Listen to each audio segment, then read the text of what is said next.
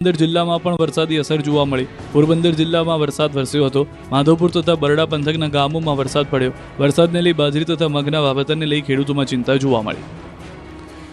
બુધવારે પણ અમરેલી જિલ્લામાં વરસાદે બોલાવી બગડાટી। બુધવારે પણ અમરેલી પંથકમાં વરસાદે માજા મૂકી હતી। સાવરકુંડલામાં મોડી રાતથી જ મેઘાનું મંડાણ થયું હતું।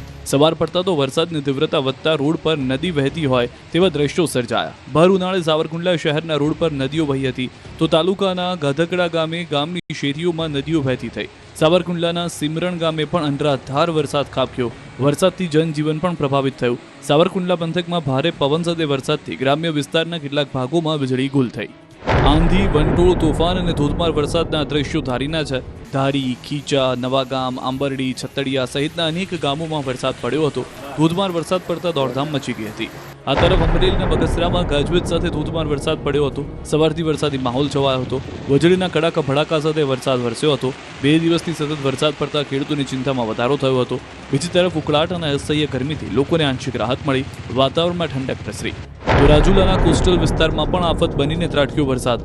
રાજુલા શહેર અને આસપાસના ગ્રામ્ય વિસ્તારમાં પણ વરસાદનું જોર જોવા મળ્યું, જેના કારણે રોડ પર પાણી જ પાણી જોવા મળ્યું। ધોધમાર વરસાદથી ખેડૂતોની ચિંતામાં વધારો થયો હતો। વરસાદના કારણે કેસરીના પાકને નુકસાનની ભીતિ છે। આ તરફ ભાવનગર, જૂનાગઢ અને ગીર સોમનાથ જિલ્લામાં પણ તોફાની વરસાદે તરખાટ મચાવ્યો।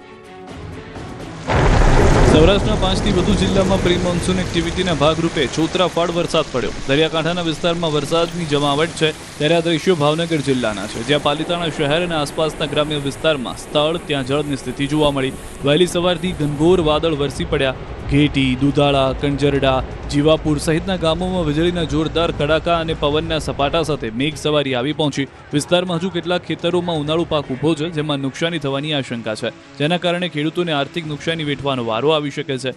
ભાવનગર શહેર ઉપરાંત આસપાસના ગામોમાં પણ સવારે જ વરસાદે પધરામણી કરી। જૂનાગઢ શહેર તથા કેટલાક ગ્રામ્ય વિસ્તારોમાં પણ તોફાની વરસાદથી ન બચી શક્યા। અહીં જોરદાર પવન સાથે વરસાદ વરસ્યો। ભવનાથ વિસ્તારમાં વરસાદથી રસ્તા પાણી થઈ ગયા। અહીં પણ કેરી ઉપરાંત ઉનાળુ પાકની નુકસાનીની આશંકા છે। જૂનાગઢ યાર્ડમાં પણ વરસાદે તારાજી સર્જી। શહેરમાં વહેલી સવારથી વરસાદ જમાવટ કરતા જૂનાગઢ યાર્ડ પાણી થઈ ગયું। અચાનક વરસાદ આવતા કેસર કેરીના બોક્સ પલળી ગયા। હજારીમાં આવેલી કેરીના 17,000 બોક્સ પલળી જતા ખેડૂતોને નિરાશ થઈને પરત ફરવાનો વારો આવ્યો। પવન સાથે વરસાદ પડતા અનેક બોક્સ ખુલી ગયા હતા, જેથી કેરીની રેલમછેલ થઈ ગઈ। વેપારીઓને પણ નુકસાન થયું। તો જૂનાગઢના વિસાવદર તાલુકામાં પણ પ્રી મોન્સૂન એક્ટિવિટીની ધારદાર અસર જોવા મળી। સવારથી વાવાઝોડાની માફક પવન સાથે વરસાદના મંડાણ થયા હતા। જૂનાગઢના વિસાવદર, કાલાવડ, ગોવિંદપરા, હસનાપર, માંગરોળમાં ભારે વરસાદ પડ્યો।